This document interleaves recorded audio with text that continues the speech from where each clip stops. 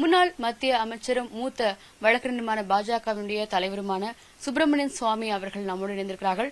Sir, India பாகிஸ்தானுடைய conflict ஒரு 10 நாட்களுக்கு மேலாக ஒரு பதற்றமான சூழ்நிலை எல்லையில நீடிச்சது.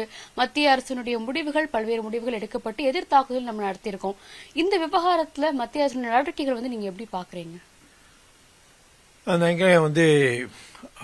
நம்ம பிரதமருக்கு குழப்பத்தில் இருக்காருன்னு நினைக்கிறேன். நம்மளுக்கு பாகிஸ்தான் தோக்கடிக்கிறதுக்கு 3 வாட்டி பண்ணியிருக்கோம், மீண்டும் பண்ணியிருக்கலாம். ஆனால் அவருக்கு இந்த அமெரிக்கா அச்சம் எங்கேருந்து வந்ததுன்னு தெரியாது.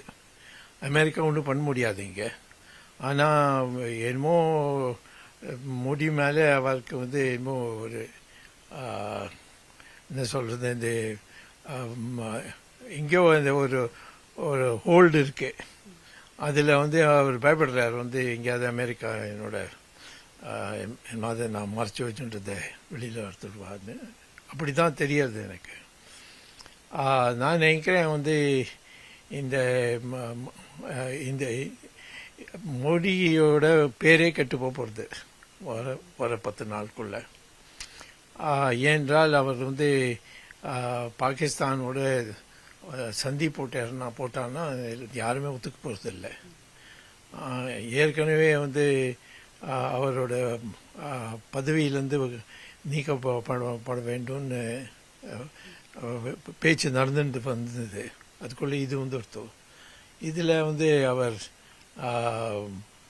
கொள்கை எது, எப்படி நம்ம இராணுவத்தில் உபயோகம் பண்ணோம், இதெல்லாம் ஒன்றும் மனசில் ஒன்றும் தெளிவாக ஒன்றும் வெளியில் வரல. நேற்று அவர் பேசினது எதுக்காக பேசினார், இதுவரையிலும் ஒன்றும் முடிவாகல. அமெரிக்கா பேச்சுவார்த்தை நடத்தி அதுவும் நடக்கலை. பாகிஸ்தான் பல இடத்துல வந்துட்டார்கள் நம்ம பக்கத்தில். பாகிஸ்தானோட யுத்தம் பண்ணியிருந்தோன்னா பாகிஸ்தானில் 2 மாநிலம் இருக்கு, 3 மாநிலம் இருக்கு, 4 மாநிலம் மொத்தமாக இருக்கு. ஆனால் அதில் 3 பாகிஸ்தான் எதிரி. எப்போ வேணால் நம்ம உதவி பண்ணால் திருப்பி பிரித்து விட்டுருவார்கள். அதனால அந்த அந்த மாதிரி ஒரு திட்டம் போட்டு பண்ணியிருக்கணும். ஆனால் மோடி யாரோட பேச்சும் கேட்கறதில்ல. சில நாள் அமெரிக்காவுடைய பிரசிடென்ட் பேசுறப்ப my administration brokerage the deal அப்படின்னு சொல்லியிருக்கிறாப்ல. ஆனா இந்தியாவுடைய தரப்புல இருந்து ஒரு எதிர்கருத்து அப்படின்றது இதுவரைக்கும் முன்வைக்கல அவங்க. ஏன்னா பாகிஸ்தான் விவகாரத்துல எந்த நாடுகளும் தலையிட வேண்டாம், தலையீடு தேவையில்லை, மீடியேஷன் வேண்டாம் அப்படின்ற கருத்துக்களையும் மத்திய அரசு முன்வச்சிட்டு வரல. ஆனா ஒரு ஸ்ட்ராங்கான ஒரு அப்போஸ் அப்படின்ற ஒரு ஸ்டேட்மெண்ட் மத்திய அரசு இருந்து வரல இல்லையா? வரல. முதல்ல அமெரிக்காவோட பிரசிடென்ட், ஜனாதிபதி, அவர் கூப்பிட்டுருக்கே கூடாது. அவருக்கு என்ன இங்கே, அவருக்கு பாகிஸ்தானும் நல்லது, நம்மளும் நல்லதுன்னு அவருக்கு ஏற்கனவே சொல்லியிருக்கார் அவர். அதனால அவர் கொண்டு வந்ததே என்னமோ இங்கே ஒரு அச்சம்ல அவர் கூப்பிட்டுருக்காரு. என்னமோ மறைக்கிறார் அவர். நம்ம கவர்மெண்ட் தான் அவரை இன்வைட் பண்ணதுன்னு நீங்க சொல்றீங்க? ஆமா, அது இல்லாம வரமாட்டாங்க. அவர் தானே எப்படி வருவா? இது இப்ப வெளியில அங்க அமெரிக்கால அங்க இருக்கிற CNN இது பேட்டியில தெளிவா சொல்லியிருக்கா.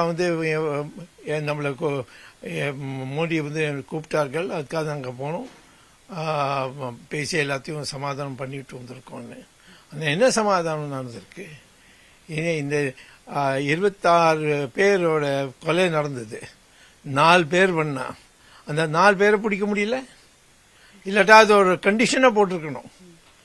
நாங்கள் இதை நிறுத்த போறோம், ராணுவத்தை இதெல்லாம் அமைதியாக கொண்டு வரப்படும், ஆனா இந்த 4 பேரை கொடுத்துதான் ஆனோம், அப்பதான் பண்ணுவோம். ஏன் சொல்ல? இதுவரையும் ஒரு வாட்டி அவர் சொல்லவில்லை. பாகிஸ்தானோட டாக்ஸ் அப்படின்னு போனா நாங்க பாகிஸ்தானோட டாக்ஸ் என்ன பண்றதுக்கு? பாகிஸ்தான் நம்ம நாட்டில் 4 பேர் அனுப்பி இங்க 26 பேர் கொலை பண்ணிட்டு போனார். இனிமே என்ன பாகிஸ்தானோட என்ன பேசுறதுக்கு என்ன இருக்கு? பழி வாங்கணும், அடிக்கணும், பாகிஸ்தானை பிரிச்சிடணும். 4 மாநில வந்து 3 மாநிலத்தை பிரிக்கலாம். எப்படி முதல்ல நம்ம 2 மாநில ஒன்று பிரிச்சுட்டோம் நம்ம பங்களாதேஷ். அதே மாதிரி பண்ணியிருக்கணும், பண்ணல.